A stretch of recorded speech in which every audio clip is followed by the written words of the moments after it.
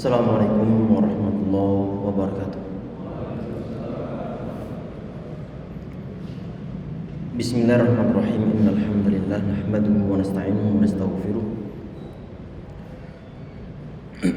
Wa na'udzu billahi min shururi anfusina min sayyiati a'malina. Man yahdihillahu fala mudilla lahu wa man yudlilhu fala hadiya lahu. Wa asyhadu an la ilaha illallah wahdahu la syarika lahu wa asyhadu anna Muhammadan abduhu wa rasuluh. Tsumma amma ba'd. Ikhwah, Bapak Ibu sekalian yang insyaallah dirahmati oleh Allah Subhanahu wa taala. Kita lanjutkan insyaallah kajian kita Riyadhus Shalihin. Untuk pertemuan kita malam ini, pembahasan masih di bagian muqaddimah dari bab birrul walidain.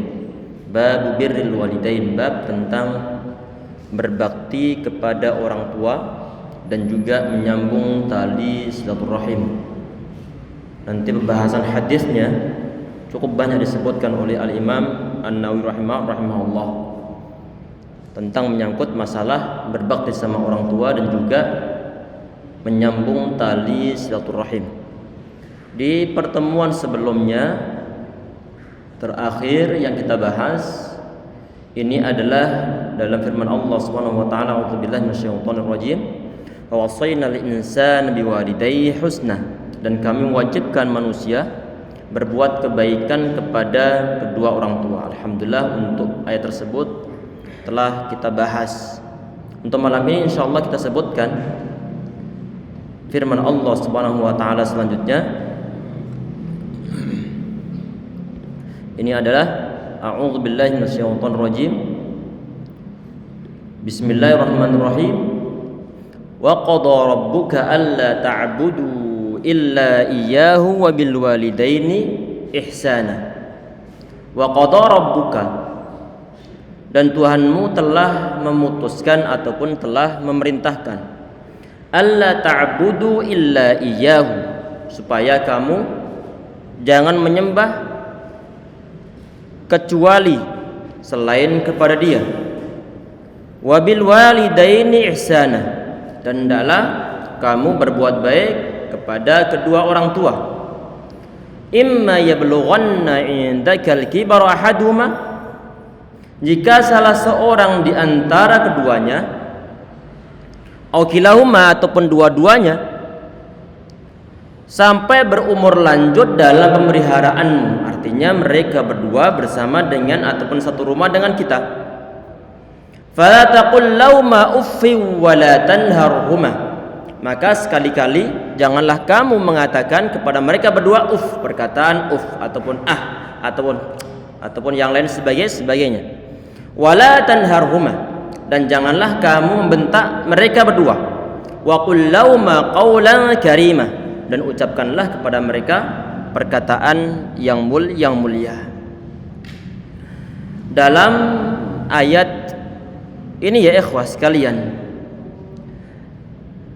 yang disebutkan dalam lafadznya itu adalah di saat kedua orang tua tersebut mereka berada dalam pemeliharaan kita, satu rumah dengan kita, kita menjaga mereka, merawat mereka, berada dalam satu rumah. Seakan-akan di sini ketidakbolehan mengucapkan itu adalah di saat mereka itu berada satu rumah dengan kita. Tetapi tidak ada seorang ulama pun yang punya suatu pemahaman yang semacam itu. Karena kenapa? Karena ini nanti bersifat umum.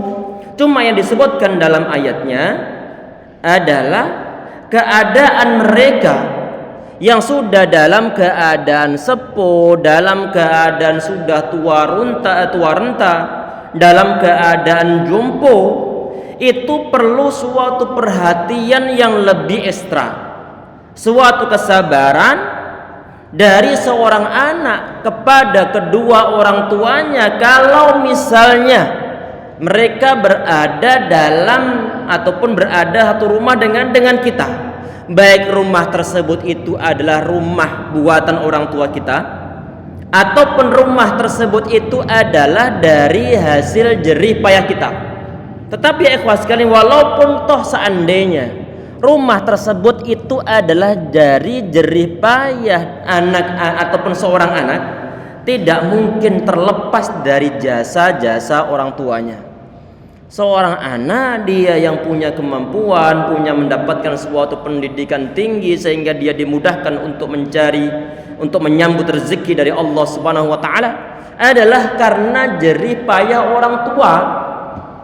Kalau orang tua nggak ngurusi, nggak mungkin anaknya nanti, ataupun nggak mengarahkan, nggak mungkin anaknya dia sampai bisa membuat suatu rumah. Itu pada umumnya.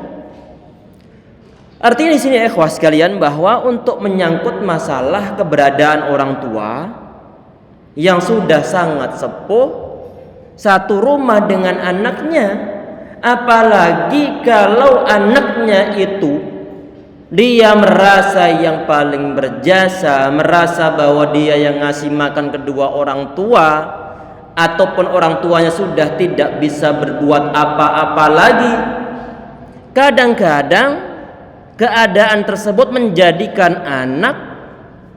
menjadi anak-anak yang durhaka, walaupun toh tidak secara langsung, karena dia merasa memiliki segalanya. Orang tua ibaratnya tinggal nebeng saja. Padahal ini orang tua yang nebeng. Kalau seandainya orang tua dibilang nebeng, ini adalah suatu bahasa yang sangat kasar. Karena kehebatan seorang anak basicnya diberikan oleh orang tua sejak dia terlahir, ditarbiyah, dipelihara oleh kedua orang tuanya, dididik basic masalah fisiknya, masalah mungkin wataknya, masalah sopan santunnya, masalah semangat yang ditumbuhkan oleh seorang tua terhadap anak-anaknya.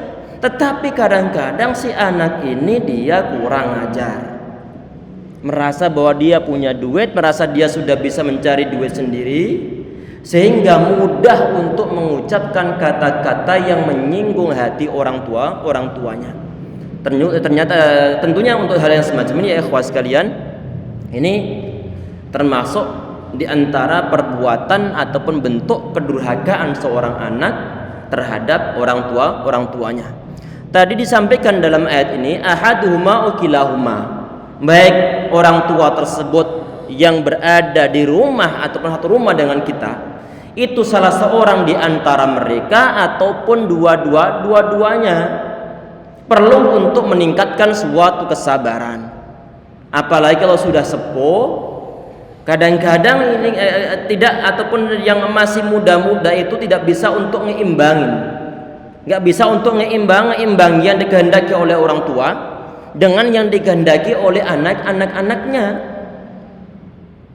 Kadang-kadang suatu hal yang mungkin tidak perlu untuk ditegur mereka, kadang-kadang juga ditegur, ataupun kadang-kadang mungkin kesalahannya, kelupaannya mungkin timbul dari orang tua kita sendiri, bukan dari diri kita. Itu perlu untuk bersabar, apalagi kalau misalnya suatu keteledoran yang terjadi itu adalah memang kita lakukan. Sudah sewajarnya kalau ditegur oleh orang tua. Sehingga perlu untuk suatu kesabaran. Kadang-kadang kita sebagai anak-anaknya, kita tidak bisa untuk bersabar, merasa bahwa kita telah dewasa sehingga tidak mau untuk diarahi oleh orang tuanya, tidak mau dinasihati oleh orang tuanya. Padahal nasihat mereka tidak melanggar suatu syariah, perintah mereka tidak melanggar suatu syariah. Padahal wajib hukumnya mentaati orang tua di saat perintah mereka, kehendak mereka tidak bertentangan dengan syariah ataupun tidak membahayakan diri kita. Kalau sudah keluar syariat, tentunya lain lagi bicaranya. Tadi ini disampaikan oleh Allah SWT, fala taqul lahuma uffi wa la tanharhuma. Jangan ucapkan kepada mereka perkataan uff. Jangan ucapkan perkataan uff, perkataan hala, perkataan sanggahan, perkataan bantahan, perkataan yang mungkin membuat mereka tersinggung, padahal mereka nggak melanggar suatu syariat. Ini perlu untuk dihindari. Fala taqul lahuma uffi wa la tanharhuma. Dan janganlah membentak, mereka atau menghardik mereka, mengucapkan kata-kata bentakan, mengangkat suara, mengangkat intonasi suara, ngegas bawaannya, nggak pandang apakah yang diajak ngomong ini adalah teman sebaya, apakah orang tua, nggak peduli. Kalau biasanya ngegas, dia tetap ngegas, padahal dia ini salah kadang-kadang posisinya. Dinasihati untuk sholat, dinasihati untuk ngaji, nggak mau untuk ngaji, kadang-kadang malah membantah. Bapak juga dulu ke masjid saat usia 50 tahun, sekarang ngapain masakan saya untuk ke masjid? Saya saat ini masa usia 20 tahun. Ya ikhwah sekalian, ya insyaallah dirahmati oleh Allah SWT, semoga kita dijadikan sebagai anak-anak yang bisa berbakti, membuat tenteram kedua orang tua kita, baik mereka setelah meninggal ataupun mereka masih saat ini masih dalam keadaan segar bugar. Kesempatan yang terbesar bagi seorang anak itu adalah untuk sedikit bisa membalas jasa kedua orang tua. Walaupun toh mustahil jasa kedua orang tua itu bisa dibalas oleh anak-anaknya. Hanya ada tuh keadaan, nanti disebutkan di sebagian hadis Nabi Muhammad SAW, di saat kedua orang tua dia sebagai seorang budak, kemudian dibeli oleh si anak, fayu'tiqahu, kemudian dia merdekakan.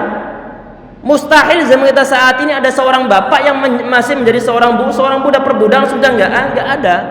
Sehingga untuk bisa membalas kedua orang tua itu sesuatu yang mustahil, mustahil. Jangankan sebagian di antara anak yang mungkin dia mencukupi kebutuhan kedua orang tuanya, itu aja dilarang nih.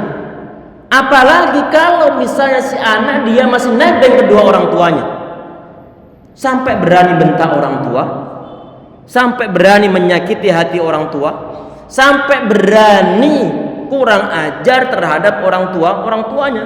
Maunya dikibulin saja orang tuanya ini.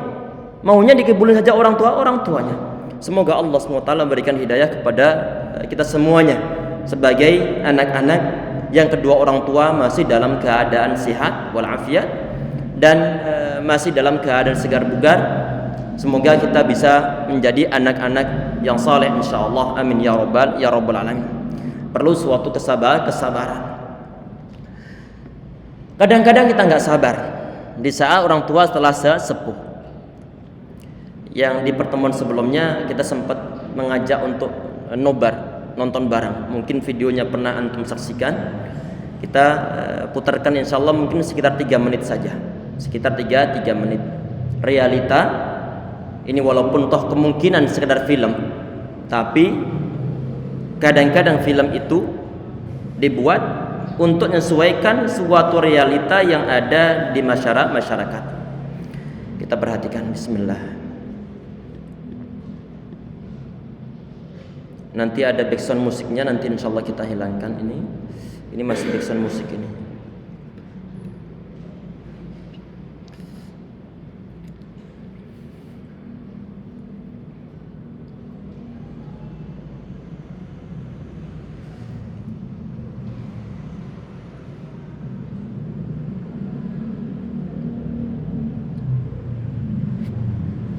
Ini bukan bahasa Indonesia. Allah alam, bahasa Rusia sepertinya, Allah alam.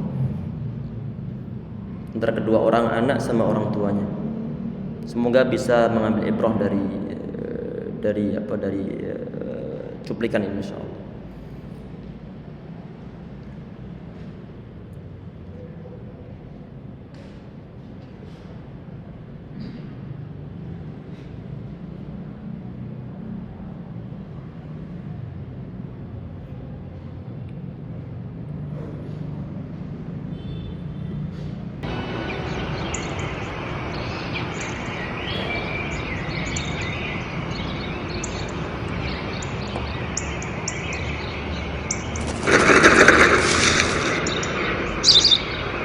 Ini αυτό. Kelihatannya itunya apanya subtitlenya. Iya, mungkin yang penglihatannya agak lemah. Tadi ini orang tuanya bilang apa itu? Расплыли. Burung gereja.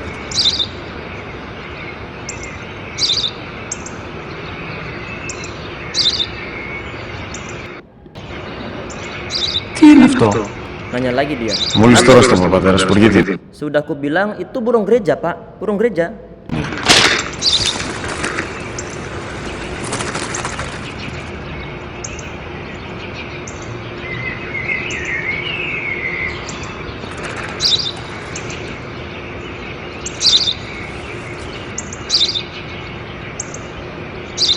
Τι είναι αυτό? Nanya lagi dia. Apa itu? Ένα σπουργίτη είναι, πατέρα. Ini sudah mulai menampakkan ketidaksabaran dari seorang anak terhadap sikap pertanyaan orang tuanya, pertanyaan yang sama. Apa itu? Diulang-ulang terus. Σπουργίτη.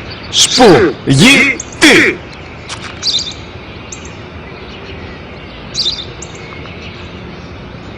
Τι είναι αυτό? Γιατί το κάνεις? Itu mengangkat suaranya, menampakkan ketidaksabaran seorang anak sampai kemudian bentak orang tuanya. Karena si anak sudah merasa bahwa dia itu menjawab sebagaimana mestinya. Apa itu? Dijawab burung gereja. Sampai diulang 3 kali. Kemudian si anak membentak orang tuanya. Αυτό το πράγμα μπορείς να πεις τόσες φορές, είπα, είναι ένα σπουργίτη. Δεν το καταλαβαίνεις. Ini besoknya anak hilangkan dulu. Mau kemana kata dia? Si bapak dia mau mengambil suatu buku catatan ataupun agenda. Diambil dari dalam rumahnya yang dia tuliskan saat si anak ini masih dalam keadaan bocah. Kita perhatikan disampaikan oleh dia.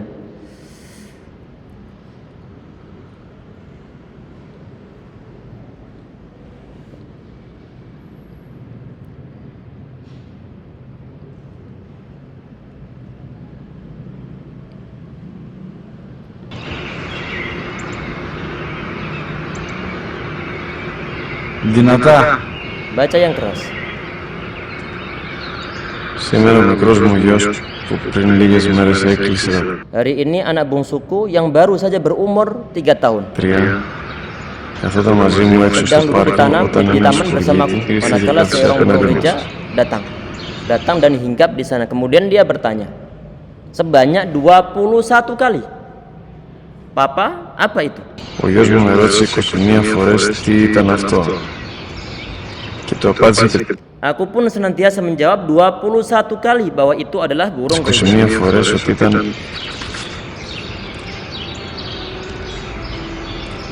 ένα σπουργίτη. Τον αγκάλιασε τρυφερά και Saya peluk dia setiap kali dia menanyakan hal yang sama. τις 21 φορές που μου έκανε την ίδια ερώτηση ξανά και ξανά Ulang kali. Tanpa marah sedikit pun aku berikan kasih sayang kepadanya. Itu keadaan kita ya ikhwah. Keadaan kita. Orang tua kita kesabarannya sangat tinggi. Beda dengan kita. Tadi itu dalam filmnya tentunya untuk hikmah atau tentang masalah yang semacam ini. Dhalatul mu'min adalah barang hilangnya seorang mukmin. Dimanapun berada, kalau ada suatu hikmah bisa kita tonton, kita cupik, ambil ibrahnya. Asal tidak ada unsur kemaksiatan nggak jadi masalah. Tadi ini ya ikhwah sekalian, insyaallah dirahmati oleh Allah SWT. Di antara ibrahnya yang memang realita yang ada di masyarakat kita ataupun yang mungkin kita alami, kita ini tidak bisa bersabar di saat bergaul, bermuamalah, berinteraksi dengan kedua orang tua kita. Pengennya walaupun toh misalnya rumah yang ditempati saat itu adalah dibuat oleh orang tua kita, jerih payah dari orang tua kita. Di saat anaknya telah bekerja, di saat anaknya telah mendapatkan suatu penghasilan, sebagian di antara anak-anak pengen biar bagaimana cara orang tua ini terusir dari rumah tersebut, sehingga sebagian di antara mereka ditaruh di panti-panti jompo. Anak-anak yang soleh, yang tertarbiyah dengan tarbiyah yang salihah, dengan sunnah-sunnah nabawiyah, dengan akhlak-akhlak karimah, anak-anak mestinya mereka itu rebutan untuk merawat orang tuanya. Apakah ini hanya terdapat dalam suatu film? Enggak. Realitas sebagian kejadian di Arab Saudi.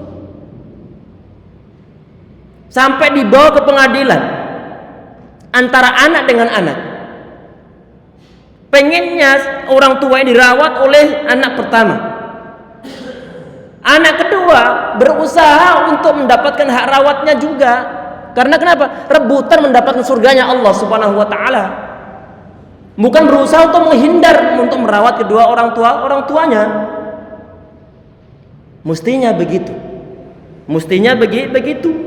Pengen bagaimana kedua orang tua di masa tuanya, di saat anak-anak ini dia telah bisa menghidupi keluarganya, ada kelebihan rezekinya, ataupun walaupun toh rezekinya belum berlebih, tapi dia berusaha. Ini bagaimana orang tua mau tinggal dengan kita ini? Di lobi lama banget, belum juga mau. Karena kenapa? Kadang-kadang orang tua itu belum mau untuk tinggal bareng dengan anaknya saat anak telah melobi. Adalah untuk apa? Untuk ngetes ini si anak bener-bener serius atau enggak ini. Di saat dia nawari orang tuanya, Pak, Ibu berhenti bekerja. Antum berdua, kalian berdua telah sepuh. Biarkan saat ini anak-anak yang bekerja, bapak saat ini tinggal istirahat, berdoa kepada Allah Subhanahu wa taala, mendoakan kami yang masih muda, yang masih sehat untuk bekerja. Fokus untuk ibadah. Masalah kebutuhannya biar kami nanti yang berusaha untuk mencukupi.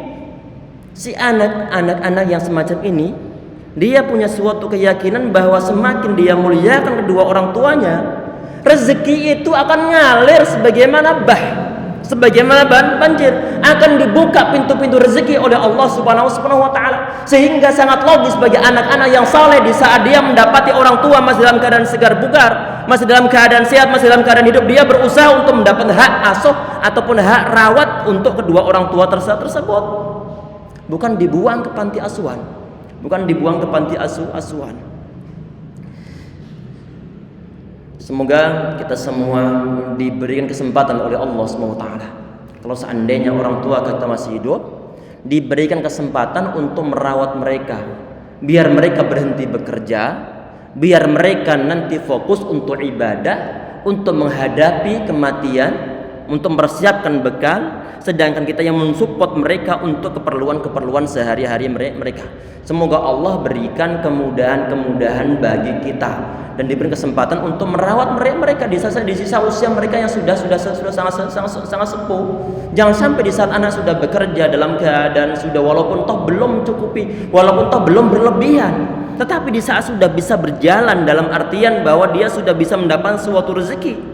Kesempatan yang terbaik adalah menyisakan rezeki yang Allah Subhanahu wa taala berikan untuk mereka. Kalau seandainya mereka belum mau tinggal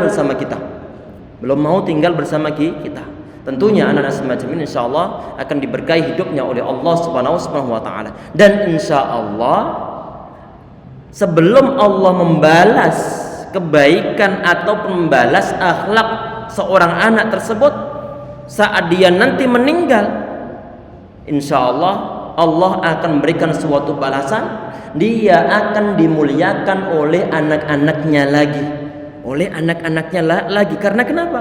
Karena dia telah menunjukkan bagaimanakah cara berbakti terhadap orang tua yang ditampakkan oleh seorang anak ini terhadap mbah-mbahnya, sehingga nanti akan ditiru oleh cucu-cucunya bagaimana cara cucu tersebut untuk memuliakan orang tua mereka. Itu yang harapannya, sehingga nanti di saat dia di akhirat mendapatkan pahala besar dari Allah SWT, dan insya Allah saat dia berada di dunia dibalas oleh Allah SWT, dimuliakan oleh Allah SWT. Karena kenapa? Karena dia muliakan kedua orang tuanya, karena dia menghormati kedua orang tuanya, karena dia merawat secara baik-baik, bersabar tentang kejadian-kejadian ataupun hal-hal yang mungkin terjadi ataupun mungkin crash yang terjadi di kalangan mereka. Ini Allahu a'lam. Ini tadi kita coba online, ini sekarang mati lagi nih. Allahu a'lam sinyalnya. Ini kita menggunakan yang di UPZ. Nanti insyaallah Allah a'lam.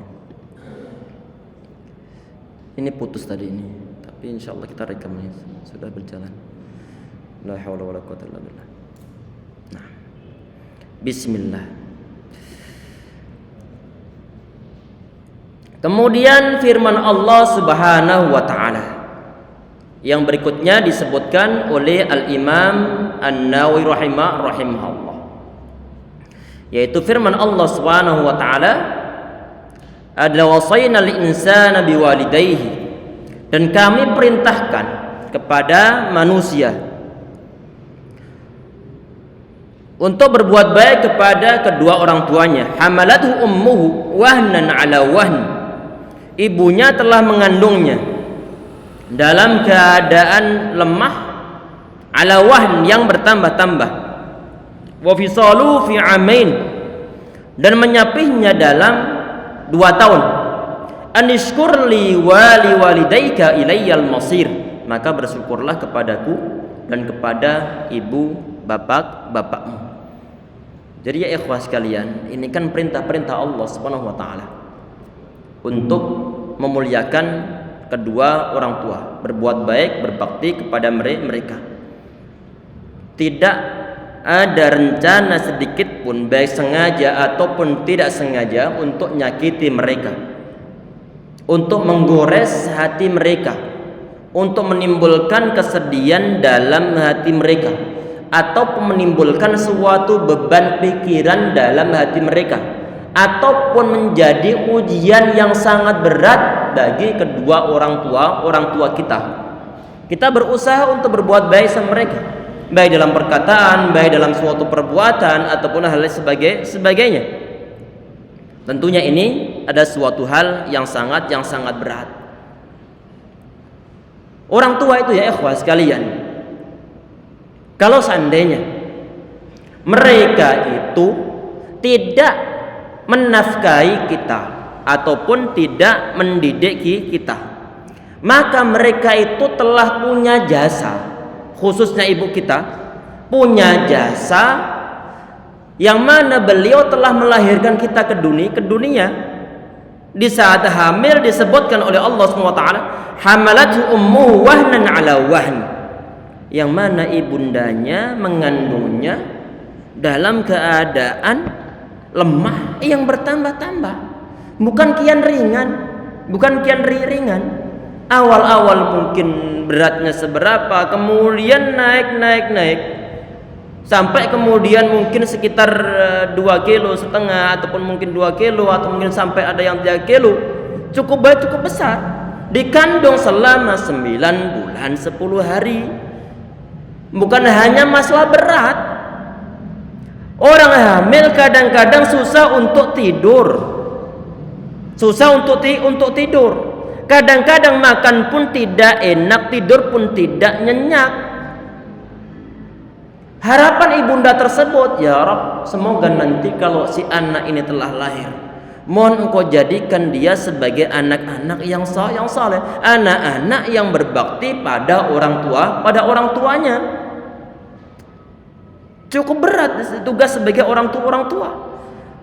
Itu adalah kalau memang si anak ini tidak dididik oleh orang tuanya, tidak diberikan nafkah oleh orang tuanya. Orang tua sudah sangat punya jasa karena keberadaan mereka.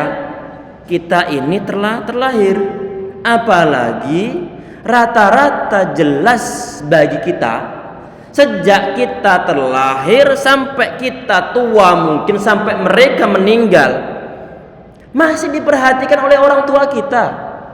Orang tua kita bekerja dari pagi sampai petang, sampai sore, kadang-kadang ada lemburan. Kadang-kadang sebagian di antara mereka rela untuk makan gak enak asalkan anaknya makan enak.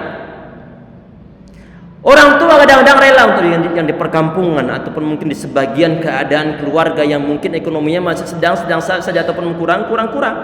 Mereka rela makan kebagian kepala pindang. Tahu kepala pindang? Pindang? Ikan apa? Ikan asin atau mungkin ikan cuwe. Mereka rela makan kepalanya. Padahal kepala itu kan ada seringnya dikasihkan ke meong, dikasihkan ke kucing. Tapi mereka rela makan bagian kepala, sedangkan tubuhnya yang penuh gizi untuk anak-anaknya. Orang tua rela makan ceker asalkan orang tua anak-anaknya makan bagian pahanya. Kok begitu kemudian kita kok begitu dengan teganya kemudian kita durhaka terhadap orang tua? Bagaimana mungkin? Bagaimana mungkin sering membantah orang tua di saat disuruh oleh orang tuanya, ataupun pura-pura nggak dengar di saat dipanggil oleh orang tuanya karena ada gadget yang ada di tangannya. Pura-pura nggak dengar mereka, walaupun toh di sampingnya. Diajak ngomong oleh orang tua sama sekali nggak mandang orang tuanya, masih asik begini, masih sibuk megang stick PlayStation, bukan stick es krim. Disibukkan dengan teknologi, lupa sama orang tuanya. Teknologi semacam ini ya ikhwas sekalian insyaallah dirahmati oleh Allah SWT adalah sebagaimana kita ketahui bahwa model-model teknologi ataupun internet ataupun suatu alat itu adalah silahu dzatul haddain, adalah senjata bermata dua. Ini mau digunakan untuk mendapatkan ridho Allah ataukah digunakan untuk mendapatkan murka dari Allah Subhanahu wa taala. Orang tua ngomong nasihati baik-baik kemudian dicuekin, ditinggal pergi. Padahal nasihatnya nasihat yang baik. Semoga Allah berikan hidayah terhadap model-model anak-anak yang semacam itu insyaallah.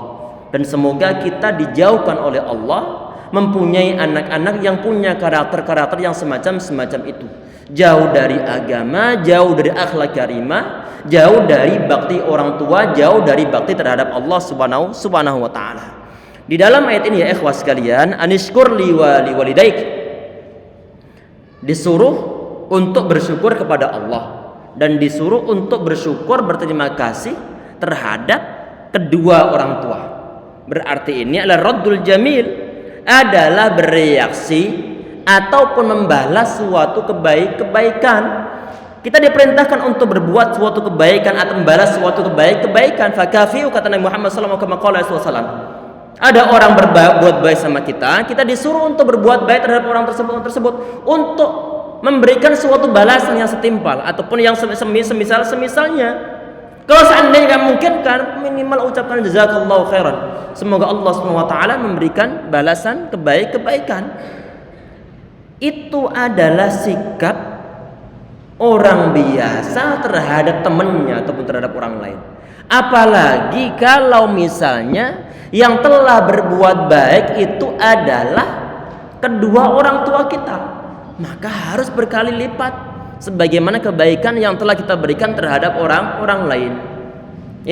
Ini ya ikhwas sekalian yang insyaallah dirahmati oleh Allah Subhanahu wa taala. Tadi itu adalah perbuatan yang semestinya yang kita laksanakan terhadap orang tua kita.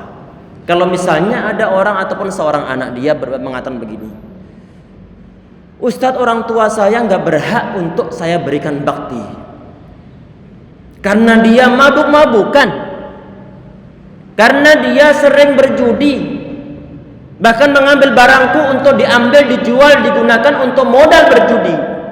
Dia nggak mau sholat, dia nggak berhak untuk mendapatkan bakti aku, Ustadz. Perhatikan ya ikhwas sekalian. Kalau misalnya ada sebagian di antara orang tua, dia itu adalah orang-orang fasik, mau sholat tapi mabuk juga iya, mau sholat tapi judi juga iya. Ini orang-orang fasik, fasik ataupun mabuk-mabukan. Apakah dia masih berhak untuk mendapatkan bakti seorang anak? Perhatikan ya ikhwas sekalian, fasik itu berada di bawah kekafiran, berada di bawahnya kemusyrikan. Kalau orang tua musyrik, orang tua kafir, mereka itu masih berhak untuk mendapatkan bakti seorang anak. Kalau itu kafir loh, apalagi di bawah kekafiran. Artinya suatu perbuatan maksiat yang dilaksanakan oleh orang tua, kefasikan yang dilaksanakan oleh orang tua, itu tidak bisa menghilangkan hak baktinya seorang anak terhadap orang tuanya. Allah Subhanahu wa taala mengatakan, "Wa in jahadaka litusyrika bima laisa laka bihi ilmu fala tuti'huma. Kalau kedua orang tua ini memaksa engkau untuk berbuat maksiat, untuk berbuat suatu kemusyrikan, jangan ditaati. Jangan ditaati.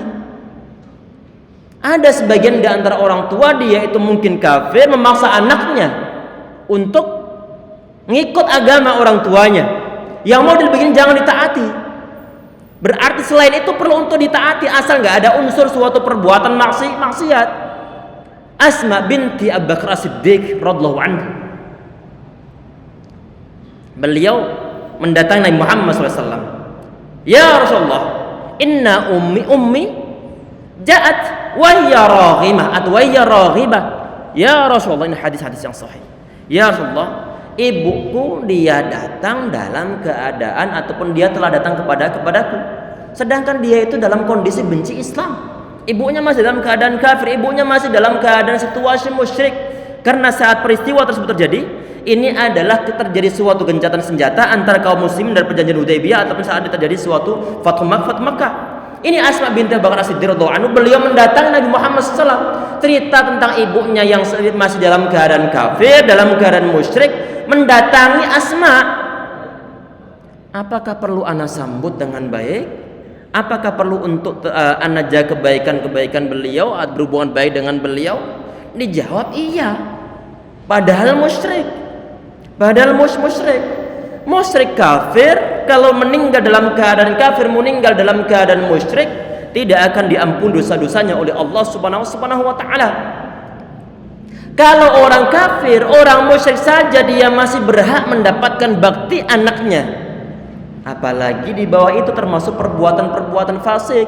Walaupun toh misalnya jahat, walaupun toh mungkin anaknya merasa dijahati oleh orang tuanya, terus bagaimana? Bersabar. Itu adalah idealnya. Perlu untuk bersabar.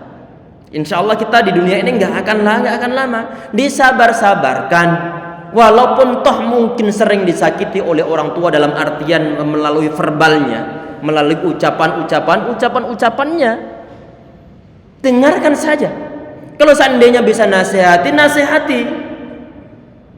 dinasihatin, diberikan suatu kesabaran. Kalau seandainya mereka perintah untuk berbuat maksiat, jangan ditaati.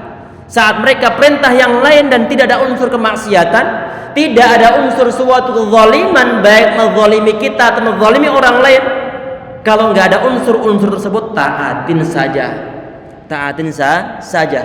Perlu bersabar. Di saat dia itu bersabar, maka insya Allah Subhanahu wa taala berikan solusi. Sabar, doakan yang terbaik, dakwah dengan hikmah terhadap orang tua kita. Semoga orang tua kita, kalau seandainya sebagian di antara mereka yang masih dalam keadaan kafir, yang mungkin sebagian di antara mereka fasik, semoga diberikan hidayah oleh Allah Subhanahu wa taala. Dan kita yang mungkin satu rumah dengan mereka, yang langsung kontak fisik dengan mereka, semoga diberikan kesabaran oleh Allah Subhanahu wa taala dan semoga diberikan solusi yang terbaik untuk mendakwahi mereka semuanya insyaallah. Amin ya rabbal alamin. Jadi orang tua yang mungkin masih dalam keadaan fasik, dalam keadaan sering berbuat suatu kemaksiatan dan juga secara terang-terangan, maka mereka masih berhak untuk mendapatkan bakti seorang anak kepada mereka. Walaupun toh kata sahabat Abbas radhiyallahu anhu, wa in kana zalimain, walaupun toh kedua orang tua tersebut sebagian di antara mereka mungkin berbuat suatu kezaliman, tetap untuk berdoa. Allahumma hdih ya Rabb, mohon engkau beri hidayah kepada mereka. Allahumma kfina syarrahu, ya Rabb, mohon engkau cukupkan keburukan mereka. Jangan doakan segera meninggal, jangan didoakan segera mati saja, jangan. Kalau seandainya doa kita mudah dikabulkan Allah Subhanahu wa taala, doakan mereka mendapatkan suatu hidayah Allah Subhanahu wa taala, bukan doakan segera meninggal. Ini enggak ada sabarnya. Kemudian di poin berikutnya. Jadi perlu untuk menjaga adab terhadap kedua orang tua kita, walaupun toh mereka itu mungkin sebagian di antara mereka belum mendapatkan suatu hidayah Allah subhanahu wa ta'ala. Kemudian di poin berikutnya, ini alhamdulillah selesai untuk pembacaan ayat-ayatnya.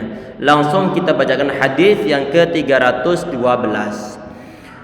Wa an Abi Abdurrahman Abdullah bin Mas'ud radhiyallahu anhu qala sa'altu an-nabiy sallallahu alaihi wasallam ayyul 'amali ahabbu ila Allah ta'ala. Ini kebiasaan para sahabat ataupun sebagian di antara sahabat ataupun yang mestinya dimiliki oleh kita sebagai umat Islam. Dari segi apa?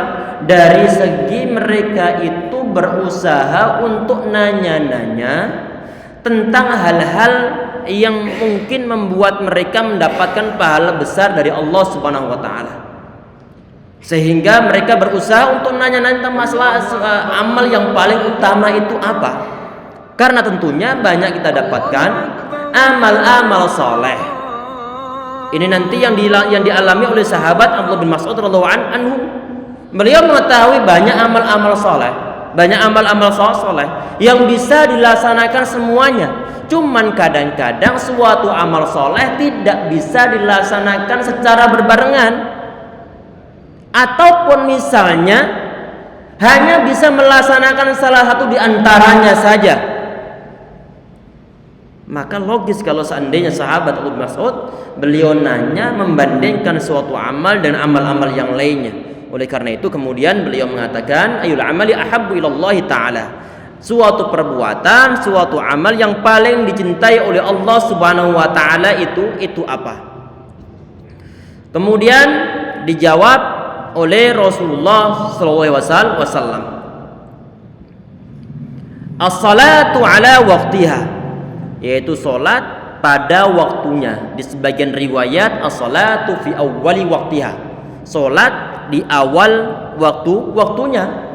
Kalau di awal waktu berarti sholat itu jangan mepet-mepet pada waktu sholat berikutnya, ataupun tunggal galang. Tahu tunggal galang? Sawah di antara kedua sawah itu ada pemisahnya. Apa namanya pematang sawah? Tunggal galang, satu pemagalang sawah ini, satu galang dibuat dua hal. Sholat pun jangan model-model begitu. Sholat berusaha untuk tepat waktu. Ini hadis yang ke-313 ataupun 12. Insyaallah kita bahas di pertemuan berikutnya nanti, termasuk adalah pembahasan tentang apakah secara mutlak bahwa sholat di awal waktu itu adalah yang paling utama ataukah nanti ada pengecualiannya. Insyaallah nanti kita bahas di pertemuan berikutnya.